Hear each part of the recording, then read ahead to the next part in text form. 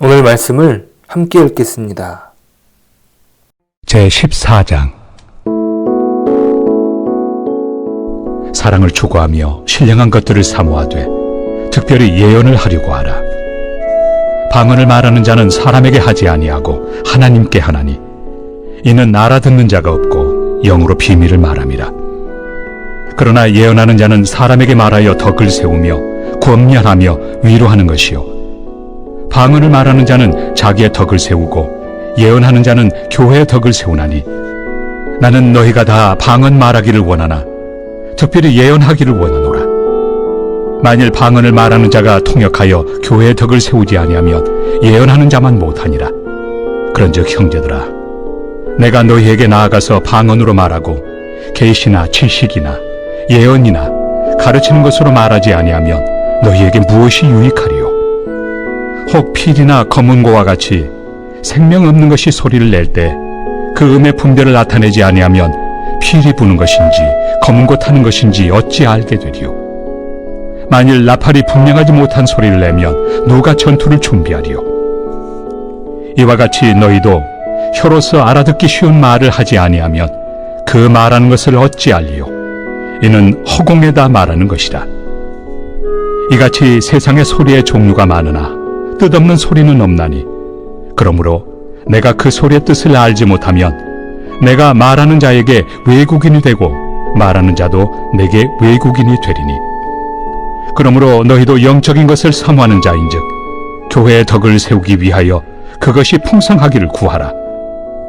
그러므로 방언을 말하는 자는 통역하기를 기도할지니 내가 만일 방언으로 기도하면 나의 영이 기도하거니와 나의 마음은 열매를 맺지 못하리라. 그러면 어떻게 할까? 내가 영으로 기도하고 또 마음으로 기도하며 내가 영으로 찬송하고 또 마음으로 찬송하리라. 그렇지 아니하면 내가 영으로 축복할 때 알지 못하는 처지에 있는 자가 내가 무슨 말을 하는지 알지 못하고 내 감사에 어찌 아멘 하리요? 너는 감사를 잘하였으나 그러나 다른 사람은 덕세움을 받지 못하리라. 내가 너희 모든 사람보다 방언을 더 말함으로 하나님께 감사하노라. 그러나 교회에서 내가 남을 가르치기 위하여 깨달은 마음으로 5마디 말을 하는 것이 1만마디 방언으로 말하는 것보다 나으니라. 안녕하십니까? 오늘도 성령의 은혜가 충만한 하루가 되시길 소망합니다. 오늘 본문의 배경을 한번 상상해 볼까요? 고린도 교회는 여러 은사들로 인하여 부흥을 경험했을 것이죠. 교회가 개척된 지 얼마 되지 않았기에 은사의 역할은 매우 컸을 것이에요.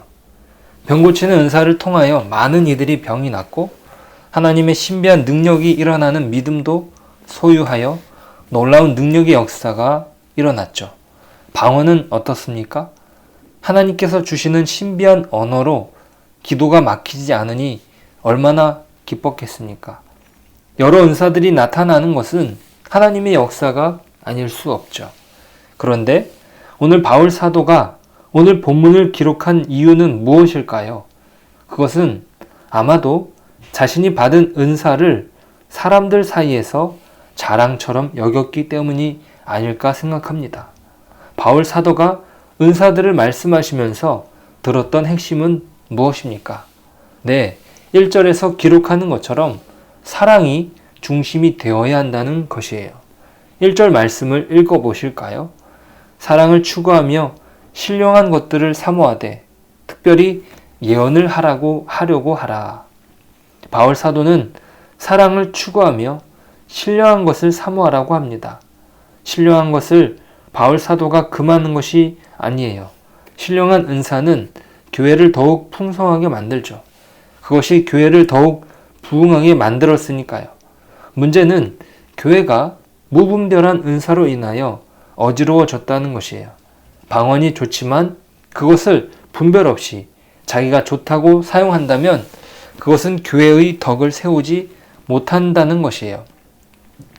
사실 이 은사에 대한 부분을 12장부터 쭉 이야기하는 것도 사람들이 은사에 취해 있기 때문이에요. 은사에 취했다고요? 이 표현은 무슨 말이냐면요. 은사의 근본이신 성령님을 배제하고 자기 중심으로 은사를 사용한다는 말이죠. 은사는 하나님께서 교회를 위하여 베푸신 선물임에도 불구하고 사람들은 은사를 통해 나타나는 역사를 통하여 여러 유익이 있으니 그 은사가 마치 자신에게서 비롯되었다고 여기게 된 것이죠. 바울 사도가 12장에서 강조했던 부분이 이것이잖아요. 모든 은사는 한 성령께서 다양한 형태로 주셨다. 이것은 한 몸과 같아서 각자에게 주어진 역할이 아무리 작다고 해도 모든 것이 하나가 되어서 기능을 발휘하지 않으면 안 된다고 말씀하셨잖아요. 그리고 13장에서는 사랑의 은사를 말씀하셨어요.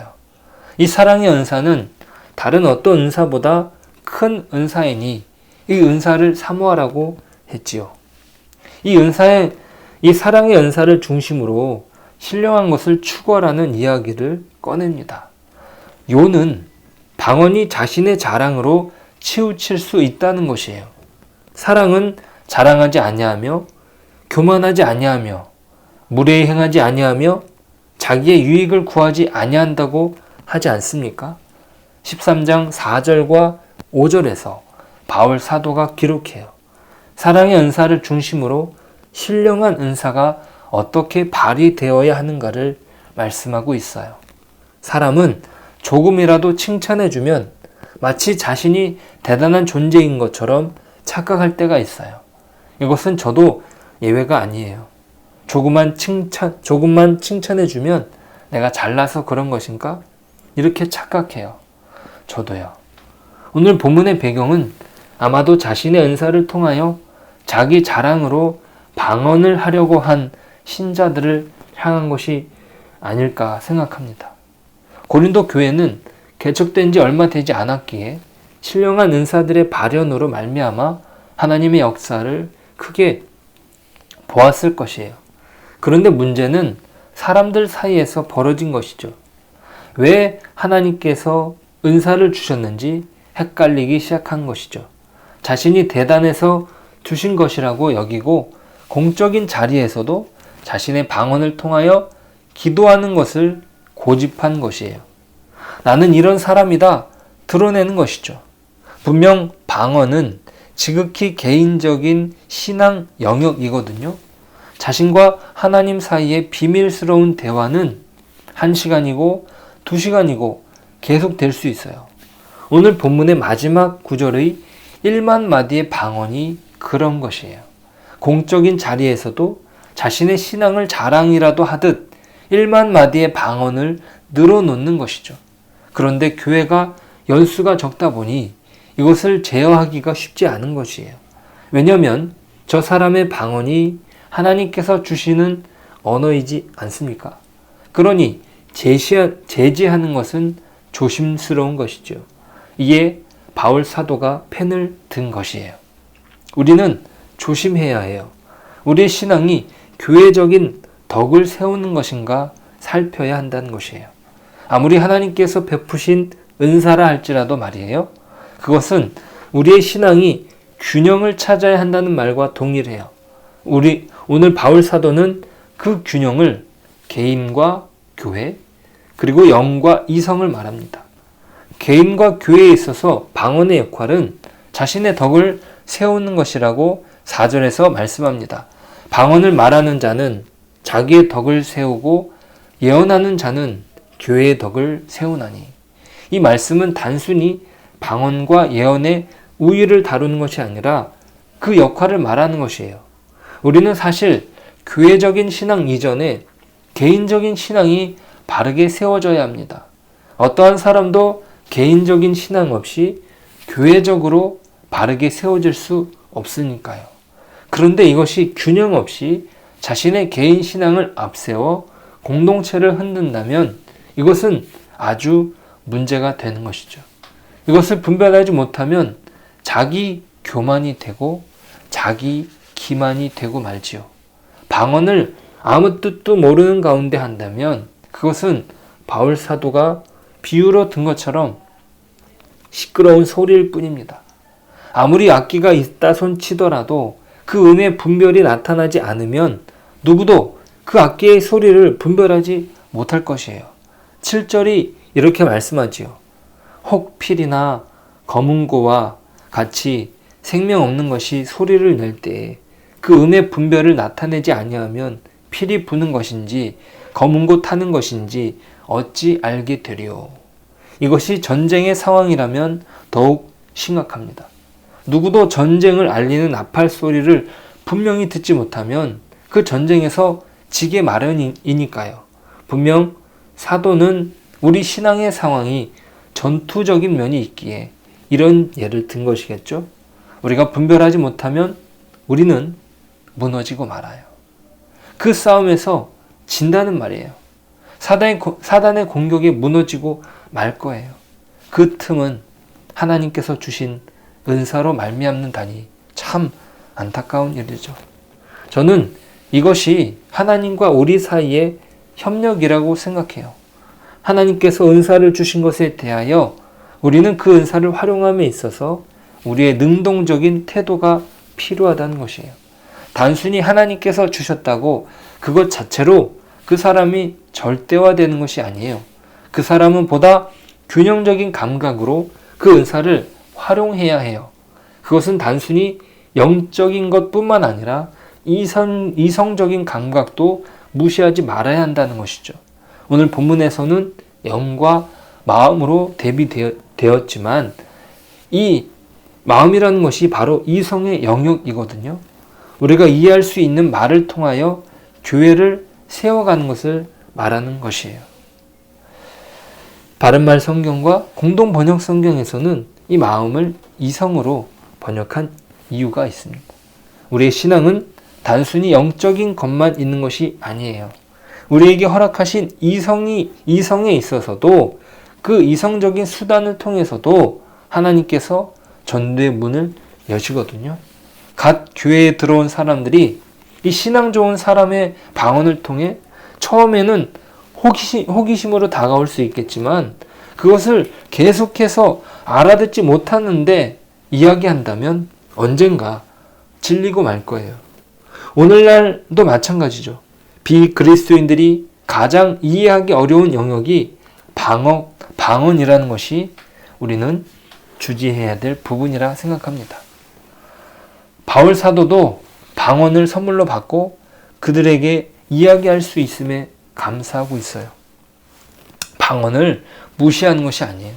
방언을 모르는 것도 아니에요. 하지만 19절에서 이렇게 권면하지 않습니까?